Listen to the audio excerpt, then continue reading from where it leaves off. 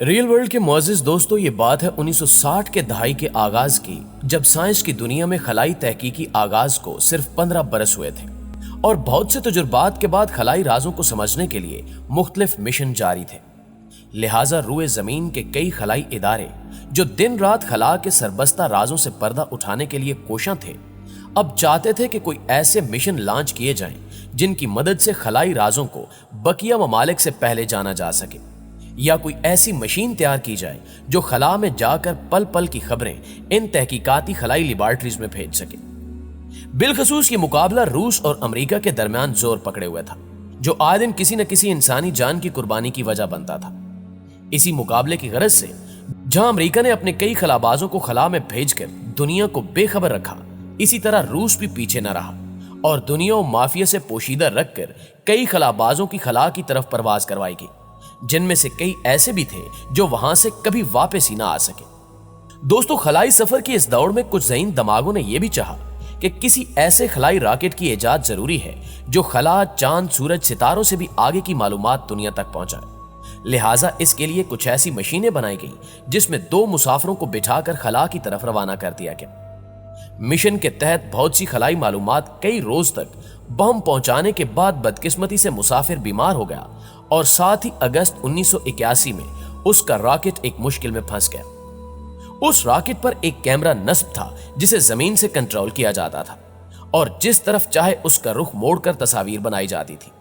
لیکن بہت زیادہ استعمال کی وجہ سے کیمرے کے گیئر باکس کا تیل ختم ہو گیا، جس کی وجہ سے کیمرے کو بآسانی ادھر ادھر موڑنا ناممکن ہو گیا۔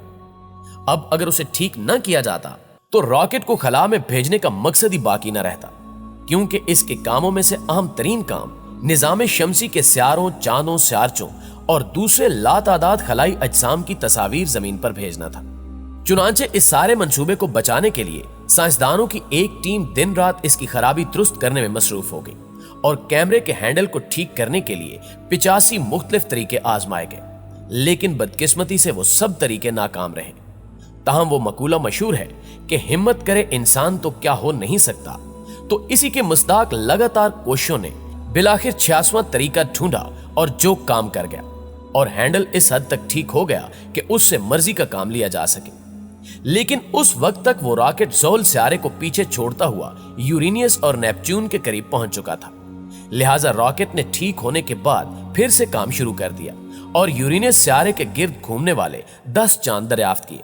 جن میں سے ایک چاند میرانڈا ایسا بھی تھا جس پر برف کی 12 میل اونچی دیوار دریافت ہوئی۔ اس راکٹ کے ذریعے جب 1986 میں اس دیوار کی تصویریں زمین پر بھیجی گئیں تو سائنس کے حلقوں میں کھلبلی مچ گئی،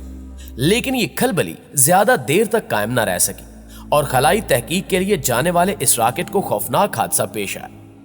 حادثے میں نہ صرف راکٹ تباہ ہو گیا بلکہ اس میں سوار باقی خلاباز جل کر دھواں بن گئے اور خلا میں ہی تحلیل ہو گئے۔ ان خلابازوں میں 2 خواتین بھی شامل تھیں۔ معزز دوستو، دنیا سے پوشیدہ اس راکٹ کا معاملہ خلائی اداروں میں تو یہیں ختم ہو گیا، لیکن اس قصے کا بقیہ حصہ اس وقت ظاہر ہوا جب اچیل اور اس کے بھائی جوانی بٹسٹا نامی 2 ریاضی دانوں نے 1950 کی دہائی کے آخر میں اپنا ایک ریڈیو اسٹیشن قائم کیا، جس کے لیے انہوں نے ٹورے برٹ نامی جگہ پر جرمن فوج کا ایک ناکارہ بنکر استعمال کیا۔ ان بھائیوں کو خلا سے آنے والی آوازوں کو سننے کا بہت شوق تھا، لہٰذا انہوں نے اس بنکر میں ایسے آلات کا استعمال کیا جن میں ٹیلی میٹری آواز کی ریکارڈنگ، بصری ڈیٹا اور اڑان کی معلومات حاصل کی جا سکے، اور وہ خلا سے آنے والی آوازوں کو پکڑنے کے لیے مکمل طور پر تیار ہو چکے تھے،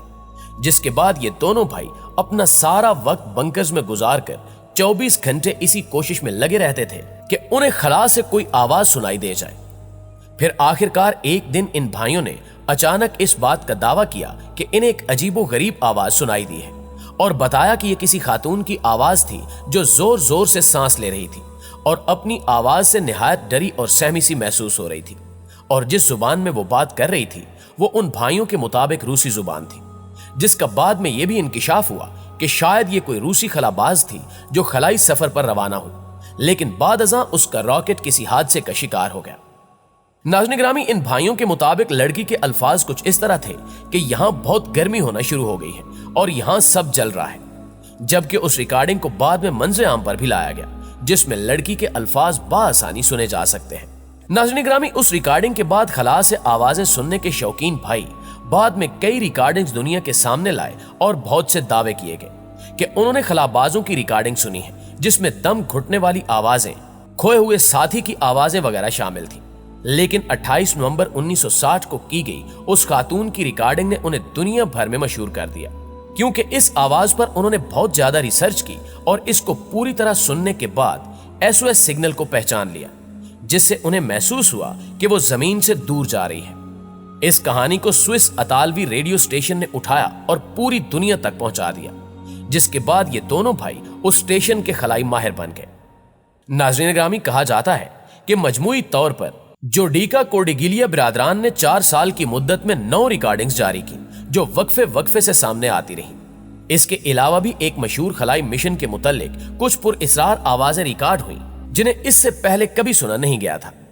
कहा जाता है कि इस मिशन में जब खलाबाजों ने चांद के काफी हिस्से को अबूर कर लिया, जिसमें उनके जमीन के साथ तमाम राब्ते मुनक़ता हो गए, तो रिपोर्ट के मुताबिक खलाई गाड़ी जब चांद के उस पार थी और 1 घंटे तक जमीन के साथ रेडियो के राब्ते से मुकम्मल तौर पर बाहर थी, उस वक्त उन्हें जमीन पर ना तो कोई देख सकता था और ना ही सुन सकता था। लेकिन इसके बावजूद उन्हें वहां पुरअसरार और अजीबो गरीब मौसीकी सुनाई दे रही थी। नाज़रीन ग्रामी, ये आवाजें उनके हेडसेट के जरिए उन तक पहुंच रही थी, जिन्हें सुनकर वो बुरी तरह चौंक गए थे और वो तज़बज़ब का शिकार थे कि इस बात की इत्तला नासा को दी जाए या नहीं।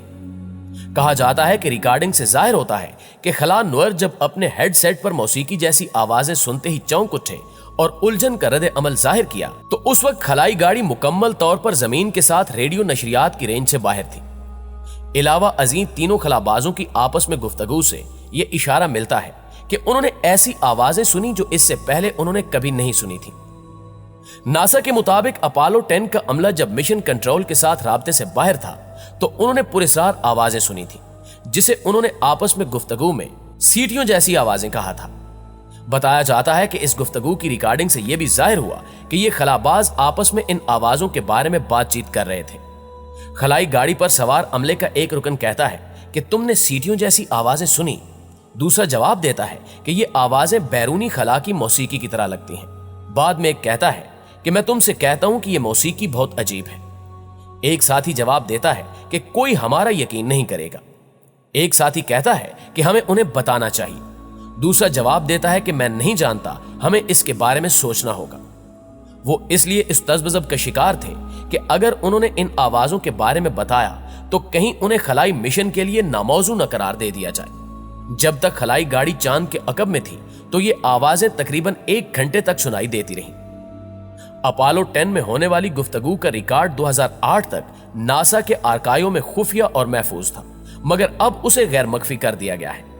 नाज़रीन ग्रामी, ऐसी आवाजों पर गुफ्तगू करते हुए कई माहिरीन कहते हैं कि खला में बहुत से ऐसे वाकयात रूनुमा होते हैं जब खलाबाज खला में परवाज करते हुए अजीबो गरीब चीजें देखते या सुनते हैं और इसका तायुन नहीं कर पाते।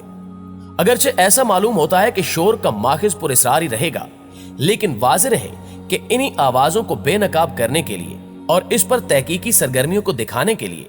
23 फरवरी को नासा की गैर विजात शुदा फाइलें एक टीवी सीरीज पर दिखाई जा रही हैं, जिसकी एक झलक 21 फरवरी को टेलीकास्ट की गई। यहां नासा का कहना है कि खलाई इदारे की तरफ से खला में आवाजों को रिकॉर्ड किया जाता है, लेकिन ये ना सुनाई देने वाली आवाजें नहीं होती, बल्कि ये मकनातीसी बरकी लहरें हैं जो खला में से गुजर सकती हैं। नासा की काफी तहकीकात में इन बरकनातीसी लहरों को रिकॉर्ड किया है और इनका इंसानी समात के मुताबिक तर्जमा किया गया है, जिससे ये किसी और ही दुनिया की पुरअसरार आवाजें मालूम होती हैं। लेकिन कायनात के इन राजों से अगर कोई बखूबी वाकिफ है तो वो सिर्फ अल्लाह ही की ज़ाते अक़दस है, जिसके बनाए हुए ना खत्म होने वाले निज़ाम में हजारों और भी राज पोशीदा हैं और जिन तक शायद ही इंसान की रसाई मुमकिन हो सके। जी तो मुअज़्ज़िज़ दोस्तों, आपकी राय आज की वीडियो के हवाले से क्या कहती है, कमेंट करके हमें भी जरूर बताइएगा। और अगर वीडियो अच्छी लगे तो इसे लाइक करते हुए अपने दीगर दोस्तों के साथ भी शेयर कर दीजिए। इंशाअल्लाह आपसे मुलाकात होती है अगली वीडियो में। तब तक अपना और अपने प्यारों का ढेर सारा ख्याल रखिएगा। अल्लाह निगहबान।